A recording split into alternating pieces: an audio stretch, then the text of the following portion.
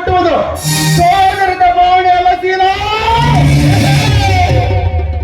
ಆದರದ ಭಾವನೆ ಎಂಬುದನ್ನು ಮಾತ್ರ ಮರೆಬೇಡ. ಗುಂಡು ಬಟ್ಟೆ ನುಟ್ಟು ಸರಸಾಸ ನಿಮ್ಮಂತ ಬಂಡೆ ಎಳುಗಳೇ ಗಂಡಿನ ಗಂಡಸ್ತನ ಕೆಣಗಿದರೆ ಕಾಮದ ಕಟ್ಟ ಇರುವುದು ನಂತ ದೇಹ ಪ್ರಯತ್ನಿಸುವ ಸ್ವಚ್ಛನ ಎಣ್ಣೆಗಳಿಂದ ಬರೆದು ಈ ಸಮಾಜದಿಂದಲ್ಲ. ಅಂದ್ರೆ ನಿಮ್ಮಂತ ಗಂಡಸರು ಕೆಟ್ಟ ಹೋಗ್ತಾರಂತ ಕಟ್ಟಿರುವ ಗೋಡೆಗಳ ಮಧ್ಯೆ ಇರಬೇಕೆ ಹೆಣ್ಣಿನ ಜೀವನ. ನೀ ಹೇಳಿರುವ ಹಾಗೆ ಯಾಕೆ ಹೆಣ್ಣಿಗೆ ಸ್ವಾತಂತ್ರ್ಯವೇ ಬೇಡವೇ? ನಿಮ್ಮಂತ ಗಂಡಸರ ಮಾತನ್ನು ಕೇಳಿ ಹೆಣ್ಣಿನ ಸೌಂದರ್ಯವನ್ನು ಮುಚ್ಚಿರ್ಬೇಕೆ?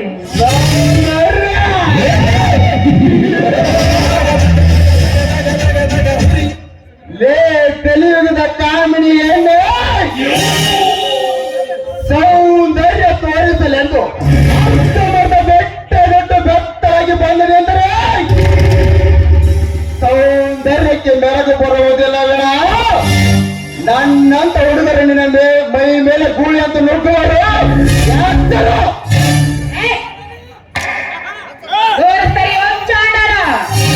ಈ ನಿನ್ನ ಎಚ್ಚರದ ಮಾತನ್ನು ಕೇಳಿ ಹುಚ್ಚರಂತೆ ನಡೆಸಿದರೆ ಈ ಜಗತ್ತು ಹೇಳ್ತದೆ ಬೇರೆ ಪಡೆದ ಭಾರತೀಯ ಸಂಸ್ಕೃತಿ ಅಂತ. ಈ ಜಗತ್ತಿನಲ್ಲಿ ಅತ್ಯಂತ ಸುಂದರಿಗಳಿರುವುದು ಈ ಭಾರತದಲ್ಲಿ ಅಂತ ಇಡೀ ಜಗತ್ತೇ ಬಾಯಿ ತುಂಬಾ ಹೊಳತೆ. ಆದರೆ ಇನ್ನಂತ ತುಂಡು ಬಟ್ಟೆ ನಾಕುವ ಸುಂದರಿ ಅಲ್ಲ,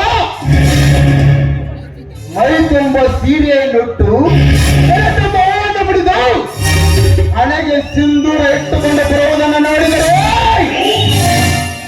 ಗಂಡಸ್ಸಿನ ಕಾಮ ಎಂಬ ಸೊಕ್ಕಡಿಗೆ ಎಂಬ ಬಾಡು ಕೆರೆಯುತ್ತದೆ. ಇದೇ ನಮ್ಮ ಭಾರತೀಯ ಸೌಂದರ್ಯದ ಸಂಸ್ಕೃತಿ.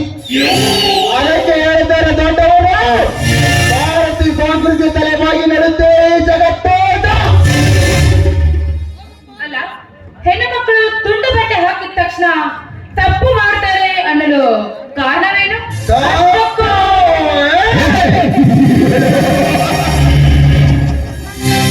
ಲೇ ಮುಂದಿನ ಪೀಳಿಗೆಯ ದಾರಿ ದೀಪವಾಗಬೇಕಾದ ನಿಮ್ಮಂತ ಹೆಣ್ಣುಗಳೇ ಬಾರಿನಲ್ಲಿ ಕೂತು ನೀರು ಕುಡಿಯುವ ಚಾವಾಗಿ ಹೆಣ್ಣುಗಳಷ್ಟಿಲ್ಲ, ಈಗಿನ ಹೆಣ್ಣಿನ ಸುವಾಗಿರ ಕುಲದಲ್ಲಿ ಅದು ತಪ್ಪಲ್ವಾ? ಶಾಲೆ ಕಲಿಯುತ್ತೇವೆ ಮನೆಯಲ್ಲಿ ತಂದೆ ತಾಯಿಯ ಸುಳ್ಳು ಹೇಳಿ ಸಿಡಿ ಸೇರಿ ಕತ್ತಿನ ಮಬ್ಬಲಿ ಗಂಡನ್ನು ಕೈಲಿ ಕುಡಿಯುವ ಬಂಡ ಈಗಿನ ಹೆಣ್ಣಿನ ಸುವಾಗಿಯ ಕುಲದಲ್ಲಿ ಅದು ತಪ್ಪಲ್ವಾ? ಅಷ್ಟೇ ಯಾಕಲೇ 9 ತಿಂಗಳು ಎತ್ತು ಸಾಕಬೇಕಾದ ನಿಮ್ಮಂತ ಹೆಣ್ಣುಗಳೇ